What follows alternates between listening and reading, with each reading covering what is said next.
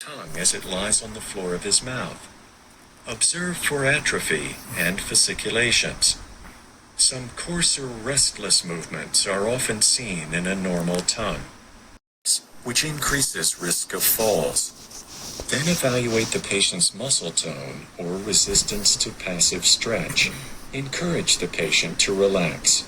Take one hand in yours, and while supporting the elbow, flex and extend the patient's fingers, wrist, elbow, and put the shoulder through a moderate range of motion. On each side, note muscle tone, the resistance offered to your movements. Remember, in muscle testing, the patient resists and the examiner overcomes the patient's resistance. To assess muscle tone in the legs, support the patient's thigh with one hand, grasp the foot with the other, and flex and extend the patient's knee and ankle on each side. Note the patient's resistance to your movements. Assess both legs in turn. As you assess muscle strength, relax.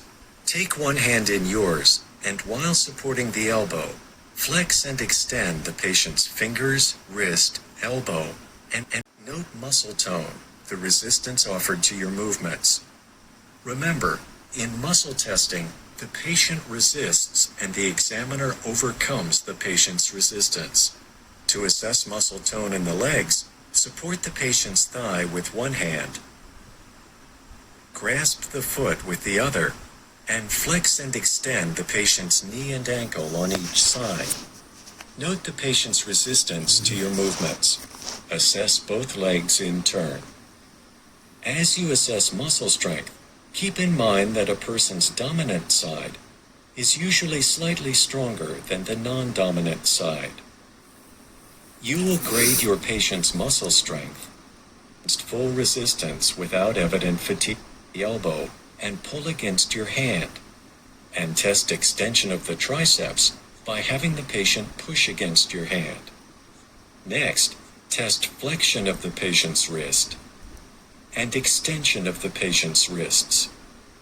Next, test the patient's grip. Cross your middle and index fingers to cushion them and ask the patient to squeeze as hard as possible while you try to remove your fingers. Normally, you should have trouble removing them. Continue testing muscle strength by asking the patient to turn his palm down and spread his fingers. Check abduction by trying to force them together. Test opposition of the thumb by asking the patient to try to touch the tip of his little finger with his thumb while you resist the movement. This may be impaired in carpal tunnel syndrome. Examination of the motor system of the lower extremities is best performed with the patient lying supine on the examination table. Test flexion at the hip by placing your hand on the patient's thigh and asking the patient to raise the leg against your hand. Then test hip extension by the gluteus maximus by placing your hand on the patient's posterior thigh and providing resistance. To test hip abduction by the gluteus medius and gluteus minimus, place your hands firmly on the table outside the patient's knees.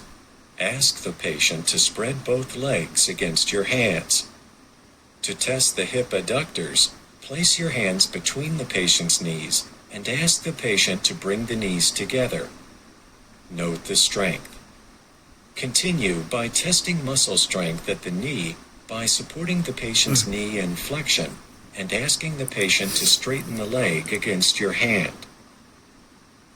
The quadriceps is the strongest muscle in the body, so expect a forceful response. To assess knee flexion by the hamstrings, shift your hand position, but leave the patient's leg flexed at the knee. Tell the patient to keep the foot down as you try to straighten the leg. Finally, test dorsiflexion at the ankle by asking the patient to pull up against your hand, and plantar flexion by asking the patient to push down against your hand. And standing in specified ways.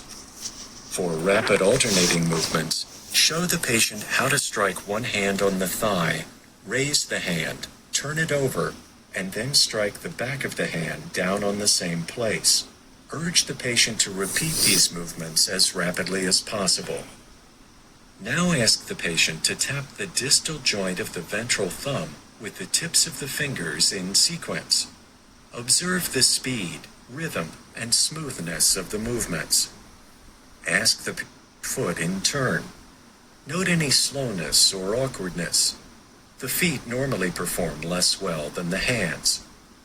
Next, assess point-to-point movements.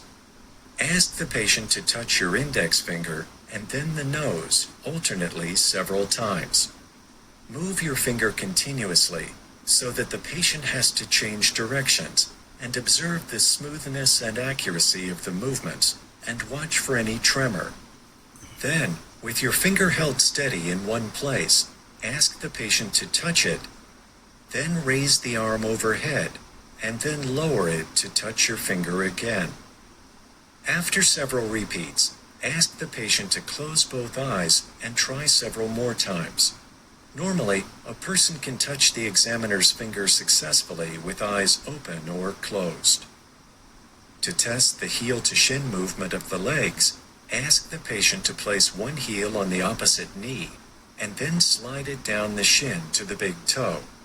The patient should be able to do this smoothly and accurately.